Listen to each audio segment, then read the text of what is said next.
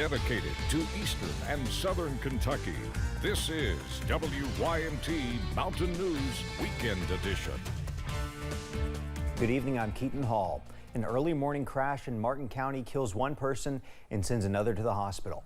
The coroner tells WYMT the victim was a 15-year-old girl. WYMT's Dakota Makris reports. Martin County Coroner Chris Todd tells us he was called to Old Kentucky Highway 3, also known as Rockcastle Road in Inez, around 4:30 Sunday morning, closing the road for several hours. 3 people had been in the vehicle. One male refused treatment at the scene. The coroner says another person in the car was flown to Pikeville Medical Center for their injuries.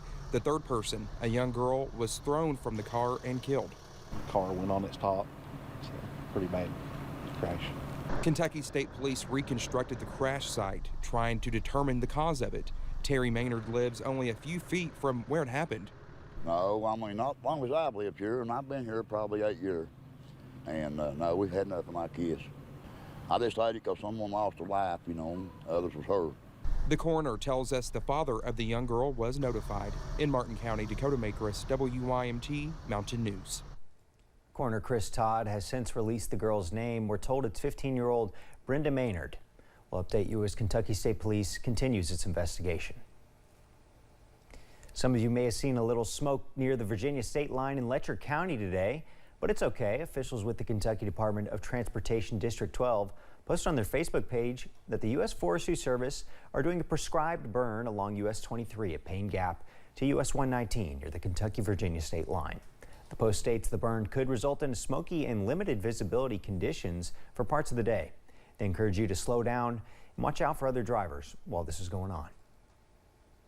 Responders from several East Tennessee agencies have been on the scene of a major wildfire in Sevier County for days, but there's room for optimism. As of Sunday afternoon, the Hatcher Mountain fire, is 98% contained, and all affected areas are now open. Anyone in the affected area is advised to use caution as emergency crews continue to work. Officials updated yesterday's estimate of 2,675 acres burned to 2,498 acres. A no-fly restriction remains in place for the public for Wares Valley and Chilhowie Mountain through April 7th, according to a release. Nestled in the Red River Gorge, the Glady Visitor Center has finally reopened. Closed since 2019 due to low funding and the COVID-19 pandemic, the center is under new management with Find Outdoors. They reopened Wednesday, hosting a weekend celebration in honor of the occasion. Manager Joey Santiago says they will be partnering with Eastern Kentucky University for future events. All these events, or most of them, will be free to the public, and so people of all ages, whether big or small, no matter your background or ability, everyone's welcome here. Santiago says the community response has been great. He says the center wants to thank everyone who came out in support.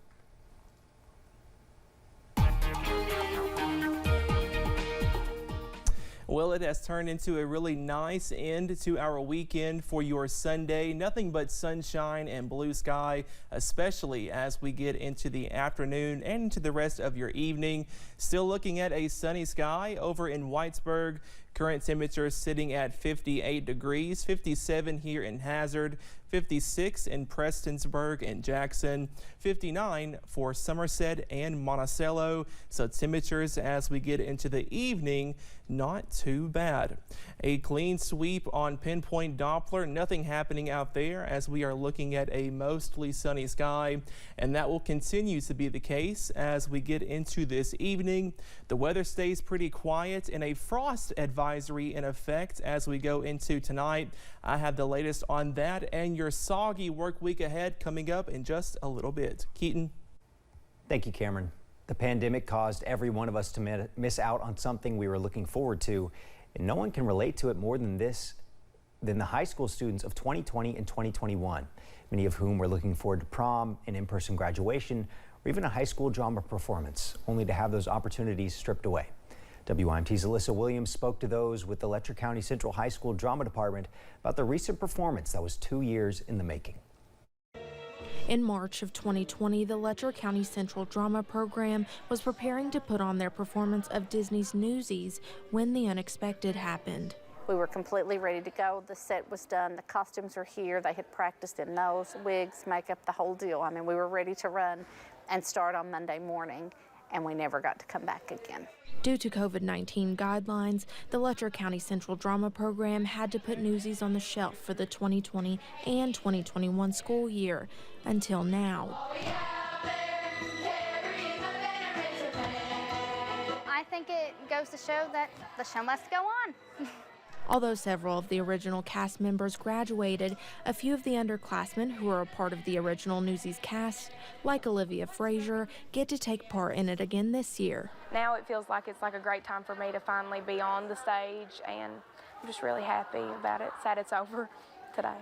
But co-director of the drama program, Jennifer Wampler, says they couldn't hold any performances without recognizing the original cast members and their dear friend and program helper, Keith Adams, who died last year. So there's been a lot of change. The last 2 years have been quite difficult, so it has been so refreshing and hopeful for us to be able to bring this program back to the stage for this community. Finally, getting the opportunity to put 2 years of hard work. We're here and we call it Newsies Take 3, third time's a charm. On display for the community to enjoy. In Letcher County, Alyssa Williams, WYMT, Mountain News. Those with the Letcher County Central Drama Program say many of this year's Newsies cast members have never been in a drama production before. Co-director of the Letcher Central Drama Program, April Frazier, adds that she hopes this production shows others the importance of never giving up. One beloved Hazard restaurant has moved to a new location. Francis Diner has relocated from Combs Road to Main Street in downtown Hazard, next to the old Jerry's building. Those with Francis Diner say this move has been an exciting new venture, adding that the new space is much more open and inviting, and that the location is much more convenient for customers. Well, all of the customers are excited. They're happy for it. They said they'll find us wherever we go. Francis Diner official ribbon cutting ceremony will take place Wednesday at noon. Right now, there are at least 23 states with confirmed cases of avian flu, better known as bird flu. Kentucky confirmed cases of the bird flu in commercial chickens back in February. One recent outbreak is at a massive farm in southern Wisconsin.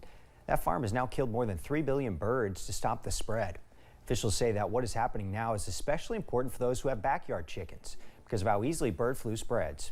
The threat for the general public remains low right now, but doctors say there's not a food risk associated with the virus. That's because when it's killed when someone properly handles and cooks the poultry or eggs. Coins are in short supply again, and local businesses are finding ways to navigate the problem. One laundromat in Lexington has done what they can to navigate the coin shortage with a new system. Chevy Chase Coin Laundry has gone cashless. Mandy Mills, the owner of the laundromat, says she invested more than $100,000 in kiosks that give customers a laundry card worth a certain amount of credit. When the pandemic hit, it completely changed. So a lot of laundromats were suffering, whereas people would come in here and say, great, we don't have to bring in coins. Mills says she heard of coin shortage woes from other businesses in the area, saying a lot of them are hoarding quarters. In July of 2020, a coin task force was formed to fix the issue. Business leaders say more Americans need to be pushed to get coins back in circulation this year.